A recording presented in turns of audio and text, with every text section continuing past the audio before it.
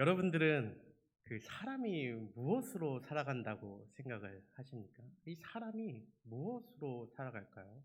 어떤 다른 것을 다 빼고서더라도 이 사람이 무엇인가 하나만 있으면 살아간다고 할 수 있다고 가정한다면 우리는 무엇으로 살아가겠습니까?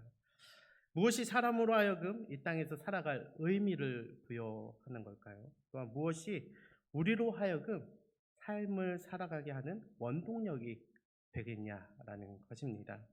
이 러시아 작가 레프 톨스토이가 지은 이 단편 소설 사람은 무엇으로 사는가라는 책에는 이러한 내용이 나옵니다. 신발 수선을 하는 수선공이 나오는데요. 그 수선공이 우연히 어떤 특별한 사람을 만나게 됩니다. 근데 그 정말 특별한 사람이 이렇게 묻는 것이죠. 사람은 무엇으로 사는가? 라고 물어봅니다. 그래서 그때부터 자기 일만 열심히 하던 이 수성공이 의문을 품고 살아갑니다. 아, 정말 사람은 무엇으로 살아가고 있지? 사람들은 무엇으로 살아갈까? 이러한 생각을 하고 결국에는 답을 찾아내는 그러한 내용의 단편 소설입니다. 여기서 보면은 답은 이거였습니다. 사람의 삶은 어떠한 물질이나 환경이나 뭐 이런 다른 어떤 외적인 것에 있는 것이 아니라 바로 사랑으로 살아간다라고 이야기하는 것이죠. 동의하십니까? 아멘. 아멘. 왜요? 성경 내용 아니니까 아멘 하기 싫으시죠? 그렇죠. 그렇습니다. 가수 박진영 씨는 2013년도에 이러한 곡을 냈습니다. 뭐 아실지 모르겠지만 돈, 명예, 사랑 중에 사랑이 제일 낫더라. 이 노래를요 냈어요. 되게 신기하죠? 박진영 씨가 2013년도에 대중가요로서 이 곡을 낸 것입니다. 아마 그때쯤에 박진영 씨가 이 종교에 대해서 또 신앙에 대해서 눈을 뜨기 시작했던 것 같아요. 지금은 우리 그렇다고 해서 박진영 씨 그 설교 들으시고 그러시면 안 되시고 그 구원파라는 의문이 계속 남는 분이시니까 그래서 이 박진영 씨가 그때 당시 이 곡을 냈던 거죠. 그때 당시 제가 콰이어를 했었는데 제가 청년부에서 그 성가대 콰이어 이제 성가대라고 할 수 있죠. 성가대를 했었는데 제가 한 10년을 한 것 같습니다. 10년을 하면서 거기에 이제 남궁성옥 교수님이라고 해서 그 숭실대학교 그 실용음악 교수님께서 알려주셨었는데 그 교수님이 그 피처링을 하신 거예요. 그래서 교수님 어떻게 그 피처링하게 되셨습니까? 제가 물어보니까 박진영 씨 그 소속사에선가 전화가 왔대요. 전화가 와가지고 박진영 씨 이런 노래 내는데 CTS에서 당신이 노래하는 걸 박진영 씨가 봤다. 근데 너무 좋다고 피처링을 시켜라고 이야기를 했다. 근데 사람들은 그럼 어떻게 했어요? 오, 박진영 씨 막 하면서 할 거 아니에요. 근데 그 교수님은 이제 이 세상 문화랑 담을 쌓고 계시던 분이셔가지고 아, 박진영이 누군데 나한테 피처링을 하라고 말하냐 이런 얘기를 했던 그런 일화가 갑자기 기억에 남습니다. 그것처럼 생각보다 세상 사람들도요 사랑으로 산다고 이야기하는 것이죠. 마치 돈으로 살 것 같고 명예로 살 것 같고 우리가 계속해서 세상은 이런 걸로 살 것처럼 말씀 전할 때 제가 그렇게 이야기하지만 사실 요즘 사람들은 더합니다. 요즘 사람들은 정말 그 별것 아닌 것, 정말 작은 행복, 그 작은 사랑을 지키려고 살아가는 모습들이 굉장히 많이 보이고 있습니다. 그리고 통계에서도 그러한 부분들이 나타나고 있죠. 그렇다면요, 우리 같은 그리스도인들은 무엇으로 살아가겠습니까? 우리들은 무엇으로 살아갈까요? 당연한 말이지만 성경에서는 하나님의 은혜로 살아간다라고 이야기를 합니다. 동의하십니까? 그렇습니다. 우리들은 하나님의 은혜로 살아가는 것입니다. 오직 하나님의 은혜만이 우리로 하여금 이 땅 가운데서 그리스도인으로 살아가게 하시는 것이죠. 그냥 살아갈 것 같았으면은 뭐 아무로나도 살아가도 되잖아요. 약쟁이들은 약으로도 살아가잖아요. 근데 정말 그리스도인으로서 살아가기 위해서 우리는 하나님의 은혜가 너무나 필요하다라는 것이죠. 근데 이것이요, 세상 사람들과 많이 다르지 않다는 거예요. 우리가 하나님의 은혜를 구하는 것이 사랑을 구하는 그들과 그렇게 다른 것이 아니다라는 겁니다. 왜냐하면 은혜라는 말을 좀 더 풀어서 하면 뭡니까? 하나님의 그 초월적인 사랑인 것이죠. 하나님께서 주시는 정말 값없이 주시는 그 사랑이라는 사실입니다. 똑같이 사랑이라는 거예요. 다만 세상은요, 죄로 인해서 깨어지고 불완전하고 본질을 잃어버린 사랑이고, 그리고 우리가 얻는 하나님의 은혜는 정말 죄인조차 용서하시고 죽은 자를 살리시며 영원한 생명을 허락하시는 그러한 완전한 사랑이다라는 것이죠. 그렇게 세상 사람들은 사랑을 갈구하면서도 사랑 받을수록 더욱더 뭐랍니까? 더욱더 사랑을 갈구해요. 불완전하잖아요. 이 불완전한 사랑이다 보니까 계속해서 허망한 마음이 더해지기 마련입니다. 그래서 더 많은 것들을 찾아서, 더 많은 사랑할 것들을 찾아서 유랑하는 모습들을 볼 수 있죠. 근데 그렇다고 해서 그리스도인이 완전히 다릅니까? 그리스도인도 하나님의 은혜로 살아간다. 그리고 여러분들도 아멘으로 동의하셨다시피 우리가 그렇게 여기고는 있지만 정말 하나님의 은혜로 살아가느냐? 실전에 왔을 때, 인생은 실전이다라고 했을 때, 실전에 왔을 때 우리도 정말 그렇게 살아가고 있느냐? 요거는 참 생각해 볼 필요가 있습니다. 우리들도 유랑하고 있지는 않습니까? 우리도 하나님의 은혜 외에 다른 것들을 좀 찾지 않습니까? 뭐 그런 사람도 있고 안 그런 사람도 분명히 있겠습니다만은, 근데 왜 하나님은 동일하게 우리에게 은혜를 주시는데, 하나님의 초월적인 사랑을 누구는 5 부어주고 누구는 10 부어주고 누구는 뭐 이렇게 하시는 거 아닌데, 왜 누구는 그렇게 하나님의 은혜로 만족하면서 살고 누군가는 하나님의 은혜로 살지 못하는 모습들이 나타나느냐라는 거죠. 그것은 세상 사람들처럼 이 본질적인 것, 이 사랑에 대해서 문제가 있어서 불완전해서 그런 것이 아니라, 하나님의 사랑은 너무나 온전하고 완전한데 그것을 공급받는 데 있어서 문제가 있기 때문에 그렇습니다. 우리가 하나님의 은혜를 공급을 받는 데 있어서 문제가 생기는 것이라는 거죠. 하나님의 사랑, 곧 은혜는요, 단회적인 사랑이 아닙니다. 예수 그리스도께서 십자가에 달려 죽으시고 부활하시고 거기서 흘리신 그 피와 그 은혜는 단회적인 것이지만, 이 땅을 끊임없이 살아가는 우리들에게 하나님의 그 나라에 이르기까지 이 땅 가운데서 은혜를 누리며 이 땅에서 하나님 나라를 누리며 살아갈 우리들에게는 매일매일의 만나와 같은 은혜가 필요하다. 그 사랑이 필요하다라는 것이죠. 그 공급이 막히게 되니까 세상 사람들과 같이 유랑하게 되는 것입니다. 우리가 매일의 삶의 은혜를 누린다면 사실 아무런 근심과 걱정 없이 이 땅 가운데서 하나님 나라를 살아갈 수 있을 것입니다. 그러나 그러지 못하고 예수 그리스도를 믿음에도 불구하고 세상 사람들과 동일하게 그러한 근심과 걱정과 그러한 것들 속에서 매일매일 살아가거나 소망 없이 하루를 살아간다면, 어쩌면 우리가 매일 은혜 받고 있는 것이 맞는가? 내가 정말 하나님의 은혜를 잘 받고 있나? 하나님께서 주시는 그 사랑을 내가 잘 받고 있는가? 이것에 대해서 분명히 생각해 보고 점검해 볼 필요가 있다라는 것이죠. 하나님께서는 은혜를 주실 때에 물론 개인의 깨달음을 통해서도 주십니다. 이런 거죠. 우리가 뭐 여행을 가거나 놀러 가서도 광활한 그 대자연을 보면서도 하나님의 은혜를 느끼지 않습니까? 하나님이 나를 얼마나 사랑하시고 이 땅을 얼마나 사랑하시는지 우리가 느끼지 않습니까? 근데 그런 것들 말고 정말 하나님께서 공적으로 부어주시는 은혜, 명확한 하나님의 그 은혜를 부어주실 때는 하나님께서 개인이 아니라 이 교회를 통하여서 그 은혜를 흘려보내 주십니다. 이게 너무나 중요한 것입니다. 이것은 성경적이고 그리고 전통적인 검증된 은혜입니다. 하나님은 교회를 통해 은혜를 흘려보내 주실 때에 바로 예수 그리스도를 통해 보내주시기 때문이죠. 교회의 머리가 누구입니까? 예수 그리스도입니다. 예수 그리스도의 그 보혈의 피가 그 머리로부터 흘러나와서 이 손끝 발끝까지 전달되어지게 되는 것이죠. 그것이 하나님의 은혜가 흘러가는 과정입니다.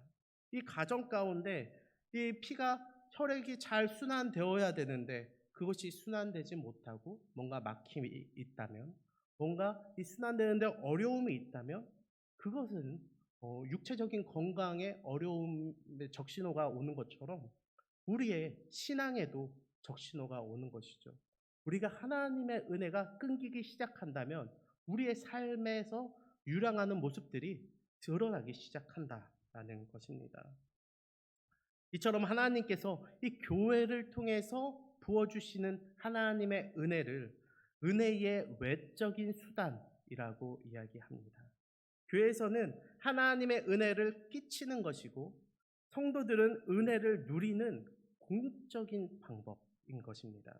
전문 용어로는 이 은혜의 방편이다라고 이야기하는 것이죠. 이 교회가 하나님의 은혜를 끼치는 방법이다라는 것이죠. 교회에서는 이 하나님의 은혜, 이 은혜의 방편에 대해서 세 가지를 분명하게 이야기합니다. 첫 번째는 말씀이고요. 두 번째는 성례, 세 번째는 기도입니다. 이것을 통해서 하나님께서 그 은혜를 우리에게 끼치시고 누리게 하신다라는 것이죠. 오늘은 그 중에서요, 이 말씀에 대한 부분만 우리가 한번 살펴보도록 하겠습니다. 오늘 본문 보면요, 열왕기하 23장 1에서 3절인데요. 제가 읽어드리겠습니다. 왕이 보내 유다와 예루살렘의 모든 장로를 자기에게로 모으고 모든 사람을 모았답니다. 이에 왕이 여호와의 성전에 올라가매 여호와의 성전으로 올라가고 있습니다. 유다 모두 사람과 예루살렘 주민과 제사장들과 선지자들과 모든 백성이 노소를 막론하고 다 왕과 함께 한지라. 왕이 여호와의 성전 안에서 발견한 언약책의 모든 말씀을 읽어 무리의 귀에 들리고, 성전 안에서 언약책을 발견했는데 이걸 읽어주려고 모두를 모으고 있습니다. 그리고 무리의 귀에 그 말씀이 들리기 시작합니다. 왕이 단 위에 서서 여호와 앞에서 언약을 세우되 마음을 다하고 뜻을 다하여 여호와께 순종하고 그 계명과 법도와 율례를 지켜 이 책에 기록된 이 언약의 말씀을 이루게 하리라 하매 백성이 다 그 언약을 따르기로 하니라. 네, 그렇습니다. 이 말씀을 전하면서 우리가 이것 가운데 마음을 세우자, 마음을 다하고 뜻을 다하여 여호와 하나님을 섬기고 그 계명과 법도와 율례 가운데 우리가 돌아가자라고 이야기했을 때 모든 백성들이 지금 아멘 하고 있는 모습이 우리가 읽은 이 본문이라는 것이죠. 오늘 본문이 하나님께서 말씀을 통해 은혜를 끼치시는 그 대표적인 모습입니다. 히스기야 왕 이후로요, 선대의 두 왕이 있는데 바로 므낫세와 아몬 왕입니다. 새벽 예배 계속해서 들으시고 보시는 와서 예배 드리시는 분들은 아실 텐데 이 열왕기하서를 계속해서 나아가고 있습니다. 근데요, 히스기야 왕은요, 하나님께서 기뻐하시는 왕이었어요. 그는 하나님을 온전히 섬길 뿐만 아니라 백성들로 하여금 하나님께 나아갈 수 있도록 그 길을 만들어준 왕이죠. 근데 그 왕이 죽고 나서 그 아들 므낫세가 왕이 되는데 개차반인 거예요.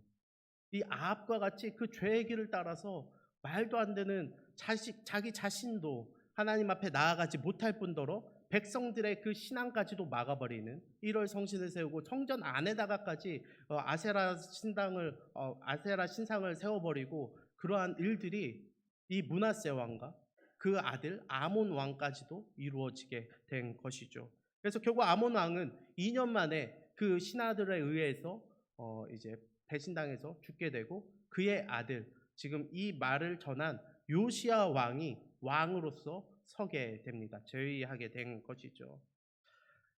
이 요시야 왕은요, 왕에 설 때에 고작 나이가 8살이었습니다.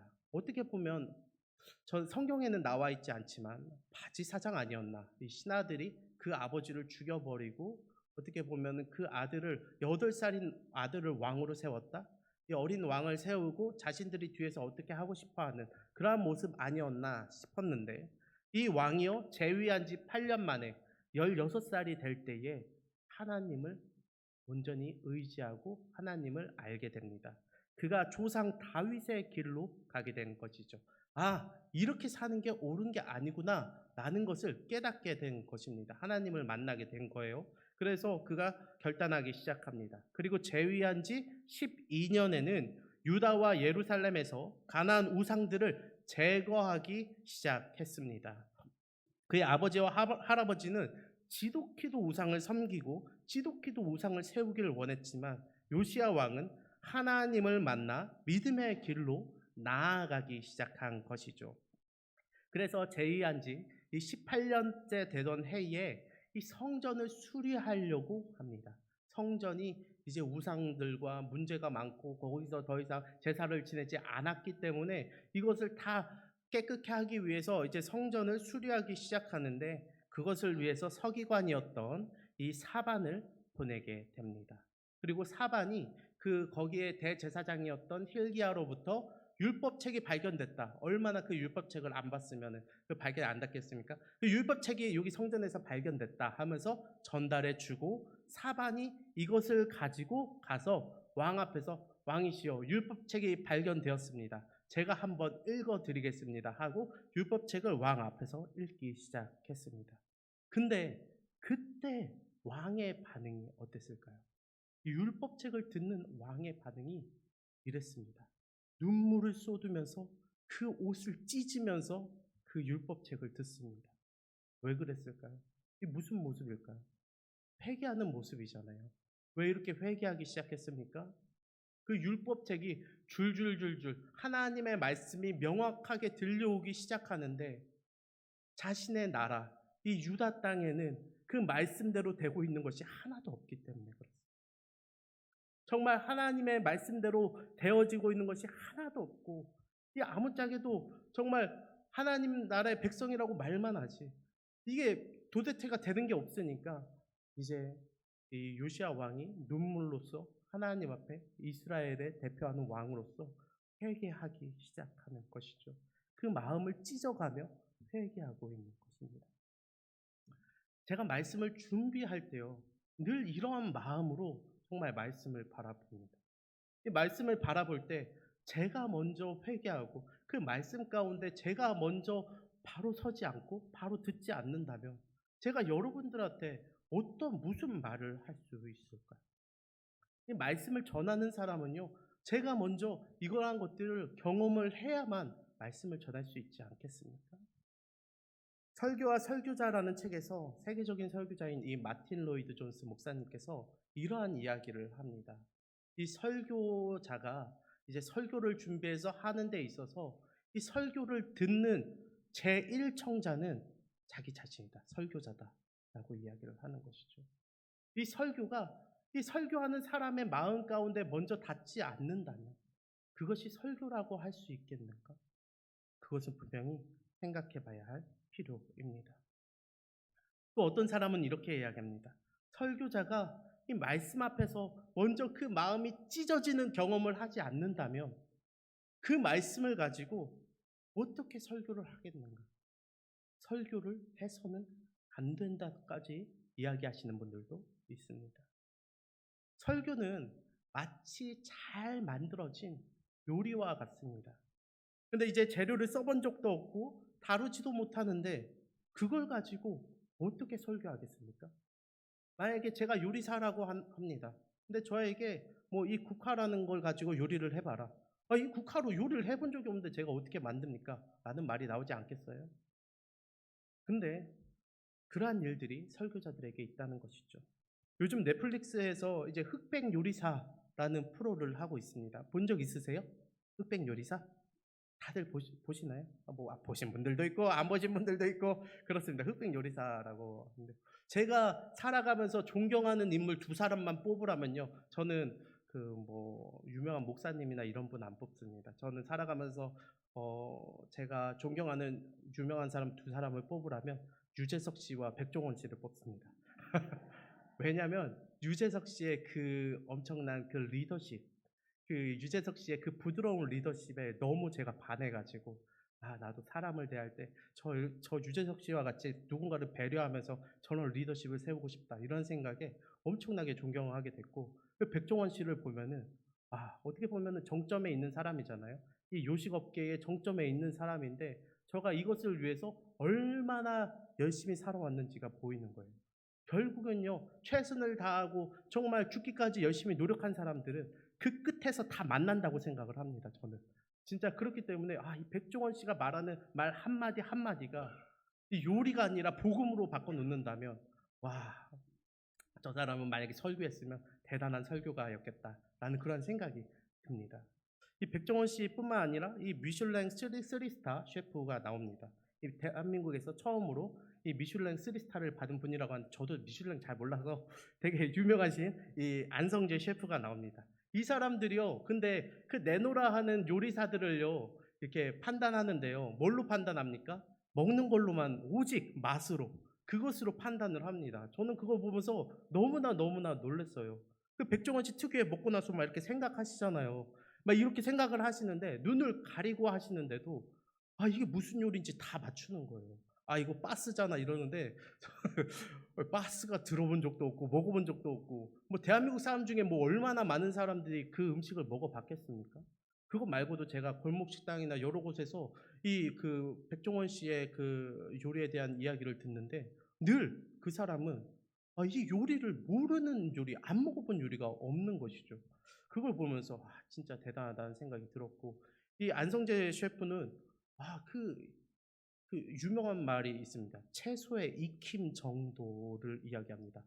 제가 중요시 여기는 것은 채소의 익힘 정도입니다 하면서 그 채소가 얼마나 익었는지를 판단한다는 거예요. 너무 익으면 흐물흐물하고 질기고 덜 익히면 생 느낌이 나니까 그 중간을 명확히 찾아내야 되는데, 양식에 있어서는 이거에 대한 정확한 온도와 시간이 존재한다는 겁니다. 그래서 이것을 명확히 맞췄을 때만 내가 좋은 점수를 주겠다라는 거예요. 이러한 모습들을 보면서 자기 자신에게 얼마나 그렇게 잣대를 들이대가며 얼마나 그렇게 스스로에게 강하게 살아왔는지가 보이면서 참 대단하게 여겨졌습니다. 제가 그 사람들을 보면서 회개가 되는 거예요. 내가 말씀을 그렇게 생각하고 있나? 내가 말씀을 전하는 사람인데, 내가 말씀을 하루아침에 한 번 전하고 말 사람도 아닌데, 내가 정말 이 말씀이라는 것을 이렇게도 해보고 저렇게도 해보고 곧 씹어보고 이것을 씹다가 못 씹어서 하나님 앞에 뱉어서 정말 못하겠다고도 이야기해보고, 내가 하나님 앞에 무너지는 경험들을 얼마나 했나? 나조차가 하나님 앞에 이렇게 서고 있나가 스스로가 너무나 강하게 다가왔던 것이죠. 저도 고1 때 예수님을 인격적으로 경험하고 나서 성경을 정말 열심히 읽었습니다.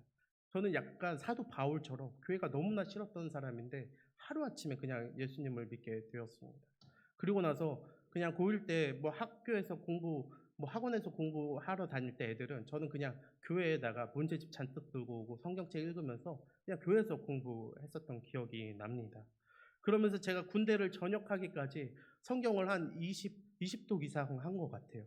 성경을 20독 이상 했는데 그냥 성경을 이렇게 보거나 지금처럼 뭐 어플로 듣거나 이렇게 읽은 게 아니라, 궁금한 게 있으면 포스트잇으로 다 달아놔요. 그러면 성경 한 권을 다 읽으면 고슴도치가 됩니다.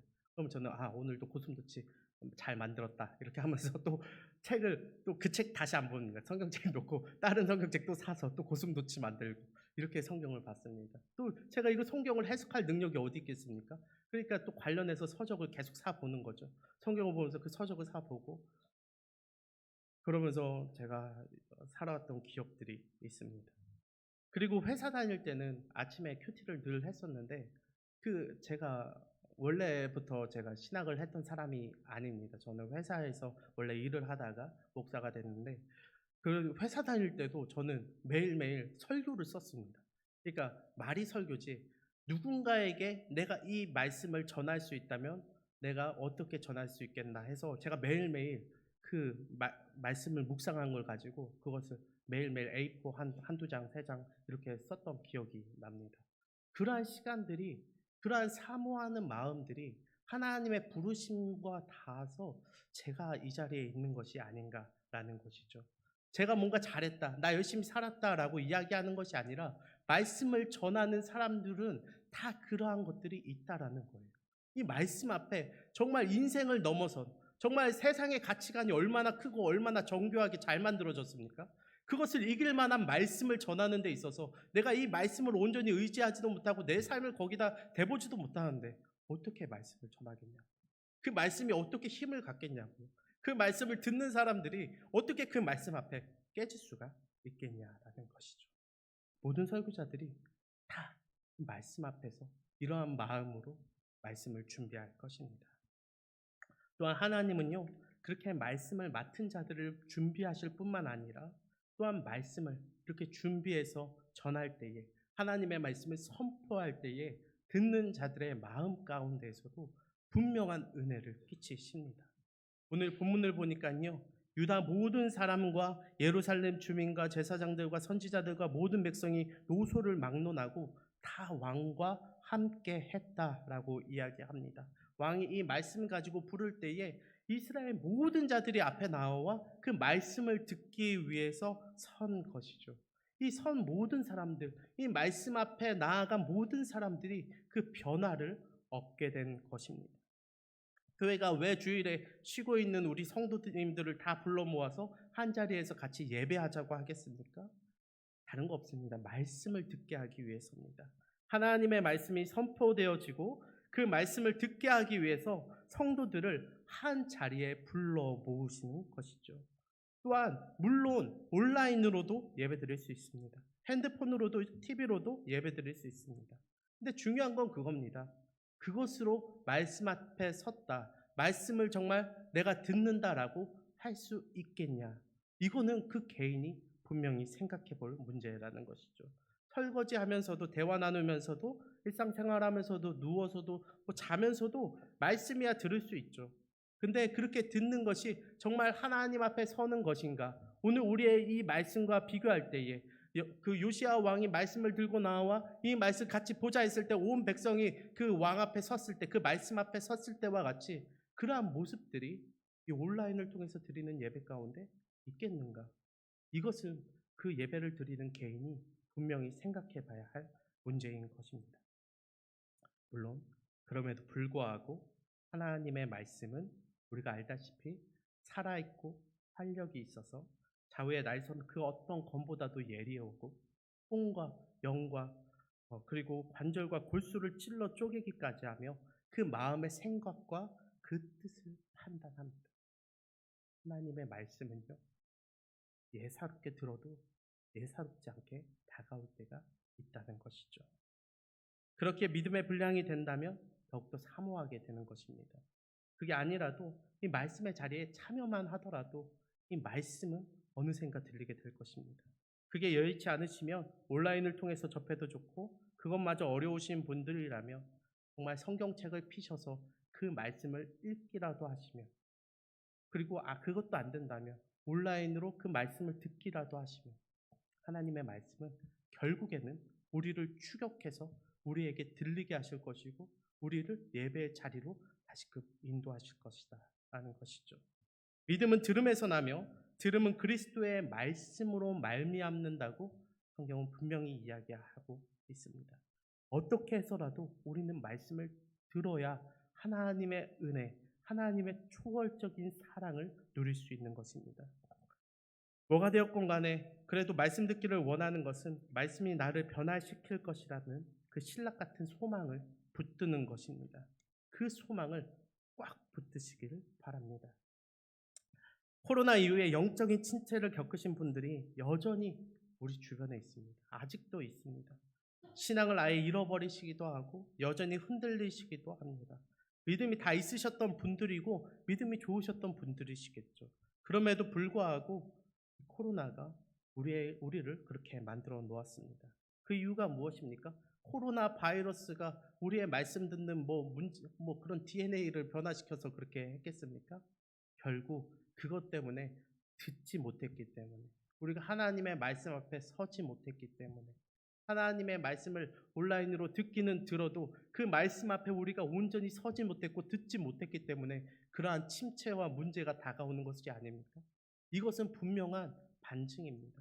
하나님의 말씀 가운데 하나님의 은혜가 있다라는 그 사실에 대해서 분명히 그것은 증거하고 있는 것이죠.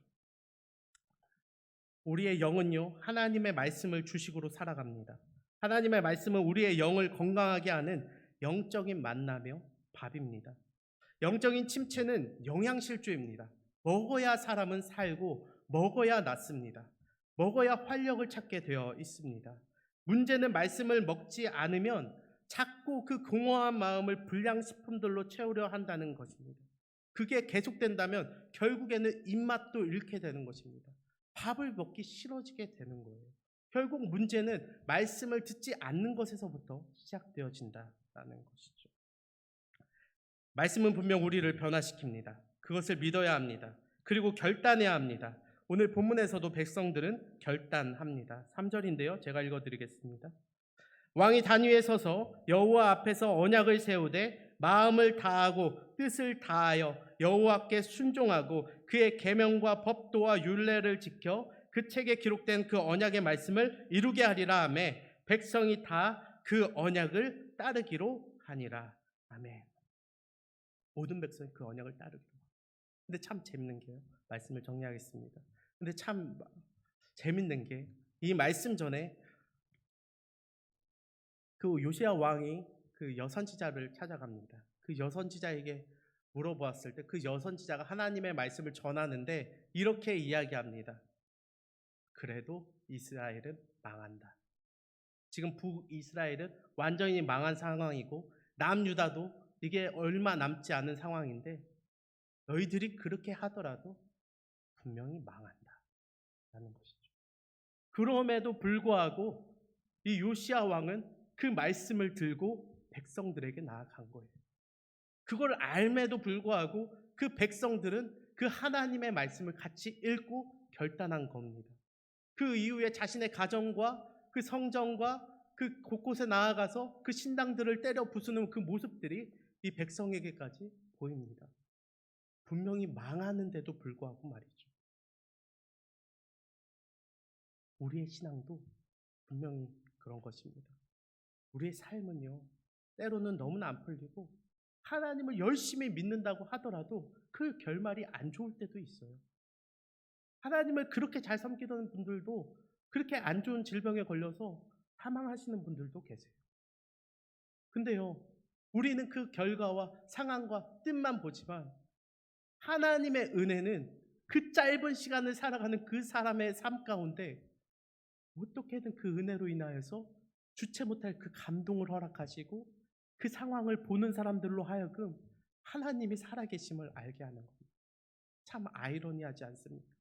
의사가 명의여야면 그 병을 낫게 하고 오래 살게 해야 명의인데 보통 그렇지 못하고 짧게 살아가는 그 순간에도 그 불태우는 모습들을 보면서 우리는 그 은혜를 느낀다라는 것이죠. 하나님의 사랑은 그런 것입니다. 이 땅 가운데 소망을 두는 것이 아니라 얼만큼 살든 저만큼 살든 요만큼 살든 그게 중요한 게 아니라 그 시간들 가운데 정말 하나님 앞에 내가 바로 서고 있는가.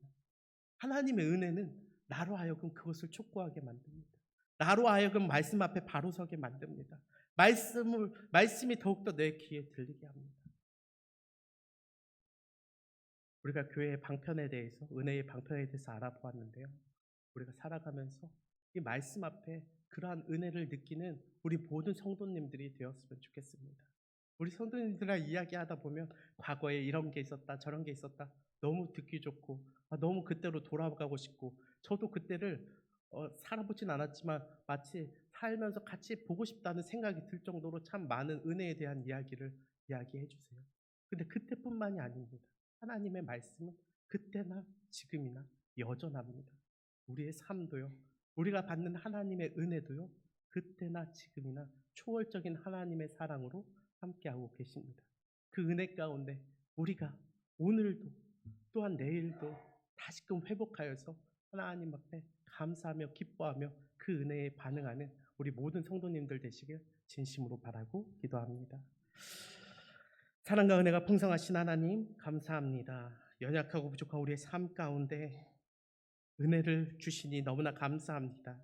세상 사람들은 갈구하면 갈구할수록 더욱더 그 사랑이 빗바래지고 그 사랑을 다른 사랑으로 채우려고 하지만 하나님께서 주시는 이 초월적인 사랑, 하나님의 은혜는 우리로 하여금 더욱더 큰 기쁨과 감격과 감동과 만족을 느끼게 해주시니 너무나 감사합니다.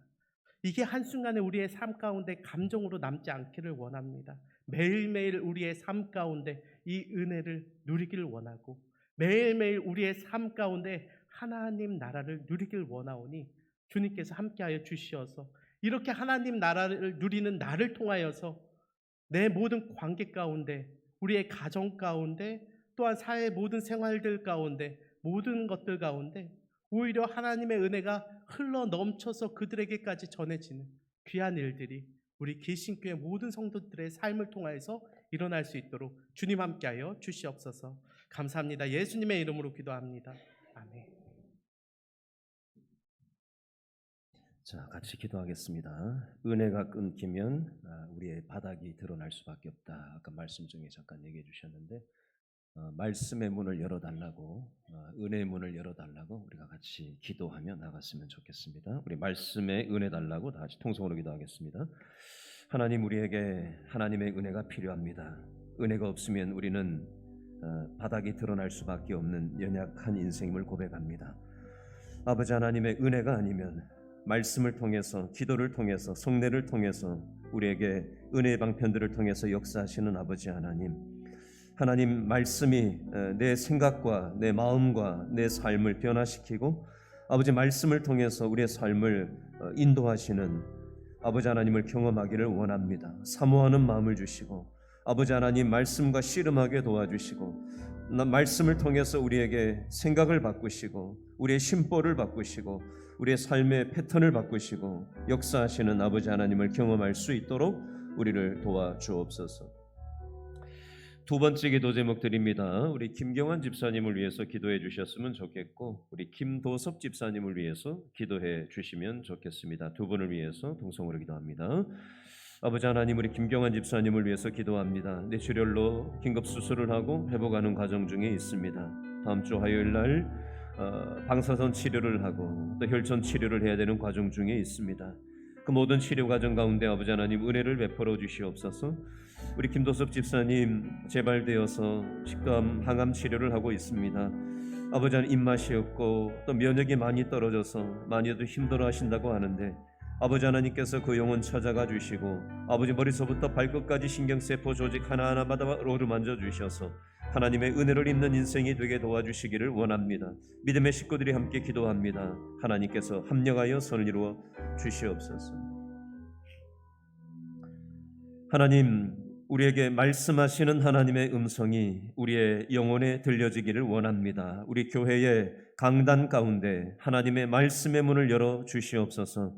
우리의 생각을 바꾸시고 우리의 심보를 바꾸시고 우리의 삶을 변화시키시는 하나님의 말씀의 역사가 우리 교회 가운데 흘러 넘쳐서 믿지 않는 새 생명들에게도 흘러갈 수 있도록 하나님 합력하여 선을 이루어 주시옵소서. 김경환 집사님 이 시간 신방가 주시고 김도섭 집사님 이 시간 성령께서 신방가 주셔서 머리서부터 발끝까지 신경세포 조직 하나하나마다 어루만져 주시고 온전케 되는 은혜가 있도록 도와주시옵소서. 예수님의 이름으로 기도합니다. 아멘. 시간 서로 축복하겠습니다. 우리 앞뒤 좌우에 돌아보시면서 손을 쭉 뻗어서 축복하겠습니다. 당신은 사랑받고 있다는 사람, 당신은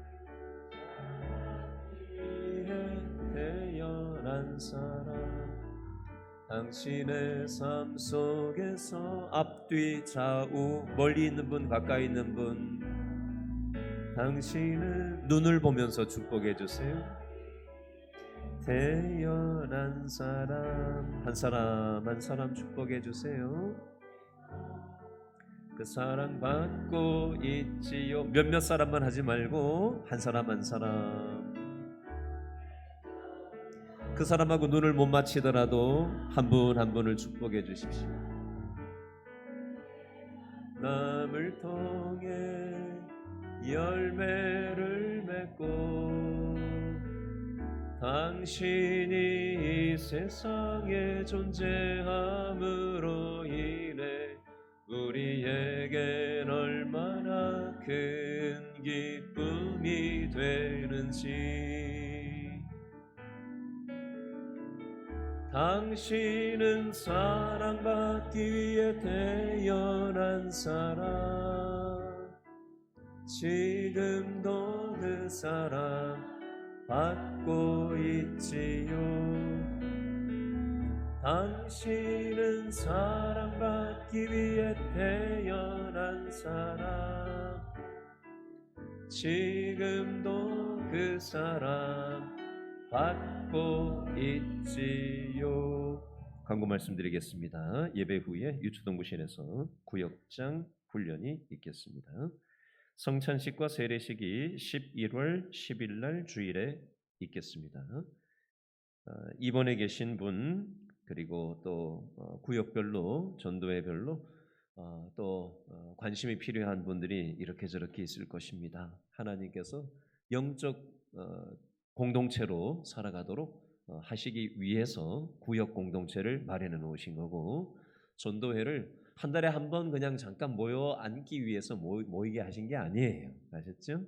그 모임만이 아니라, 구역 모임만이 아니라, 구역 예배만이 아니라, 떨어져 있더라도 구역 식구를 서로 챙겨주시고, 갑자기 구역 식구가 생각났다 그러면 기도해 주시면 돼요. 아, 기도해 주라고 생각나게 하시는구나.